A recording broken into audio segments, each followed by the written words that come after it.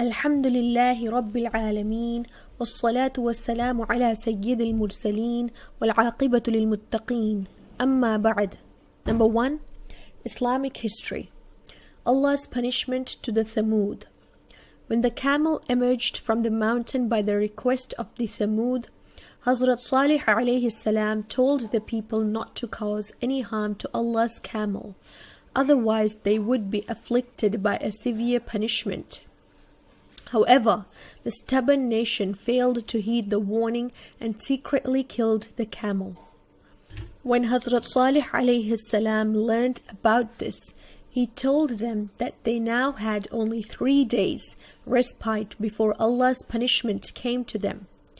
On the 4th day, they were shaken by a powerful earthquake, followed by a piercing scream, which caused their hearts to shatter and their homes to fall to bits.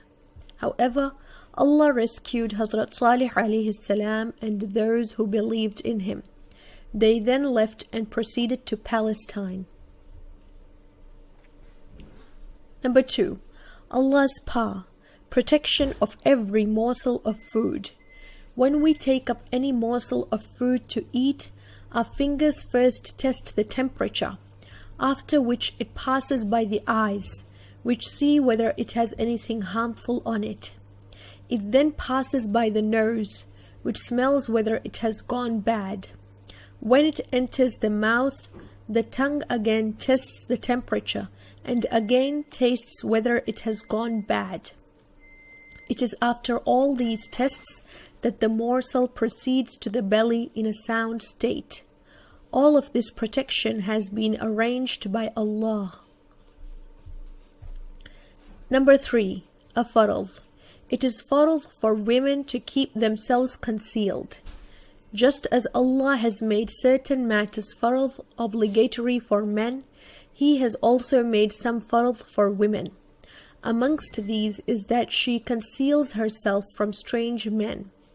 Addressing women, Allah says in the Quran, "Remain in your homes, and when it is absolutely necessary to leave your homes, leave properly clothed, and do not make a display of yourselves as was the practice of women during the former period of ignorance, during the period before Islam came to people, when women walked about without adequately covering their bodies." Surah Ahzab. Number 4. A dua from the Quran and Rasulullah sallallahu alayhi wasallam. The dua to save oneself from disgrace on the day of Qiyamah. To safeguard oneself from being humiliated on the day of Qiyamah, one should recite the following dua. رَبَّنَا وَآتِنَا مَا وَعَدتَّنَا عَلَى رُسُلِكَ وَلَا تُخْزِنَا يَوْمَ الْقِيَامَةِ إِنَّكَ لَا تُخْلِفُ الْمِيعَادِ.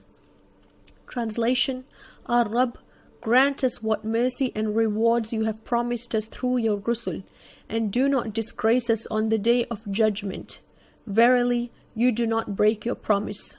Surah Ali Imran, verse 194. Number 5. An-Nafl. Salatul Haja.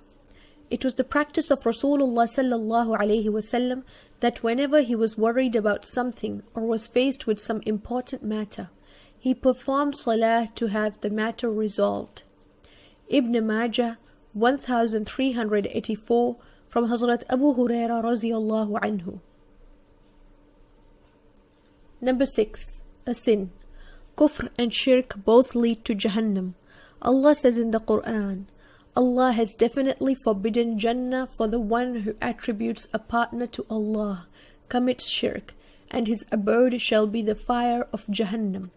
The oppressors, mushrikeen, will have no helpers to save them from Allah's punishment. Surah Ma'idah, verse 72. Number 7.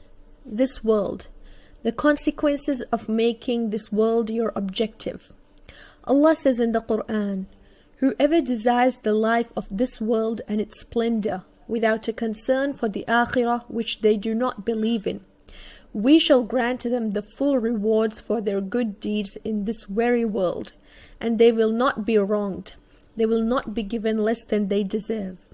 They are the ones who shall only have the fire for themselves in the Akhirah. Whatever good actions they did in the world will be lost to them in the Akhirah, and all their good deeds will be in vain, because they will see no rewards for these in the Akhirah, where they will require them most.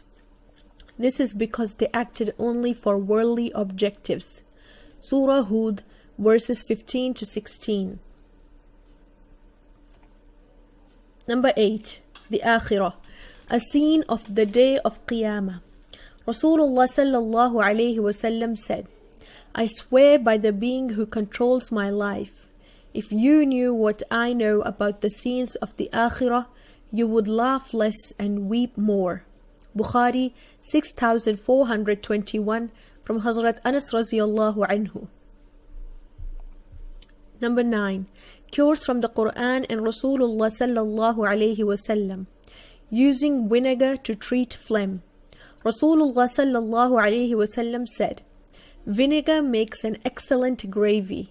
O Allah, bless vinegar, because it has been the gravy of all the Anbiya alayhimus salam before me. The house that has vinegar is never without gravy. Ibn Majah 3318 from Hazrat Sa'ad raziyallahu anha. Allama Ibn Qayyim rahimahullah writes that vinegar neutralizes the harmful effects of medicines. It aids digestion and is an enemy of phlegm. Number 10. Advice from Rasulullah sallallahu alayhi wasallam. Rasulullah sallallahu alayhi wasallam said, when you see a servant of Allah who is disinclined from this world and who speaks little worldly talks, then remain in the company of this person, because good is inspired into his heart from Allah. Bayhaqi 6774 from Hazrat Abu Huraira radiyallahu anhu. سبحان ربك رب العزة عما يصفون وسلام على المرسلين والحمد لله رب العالمين.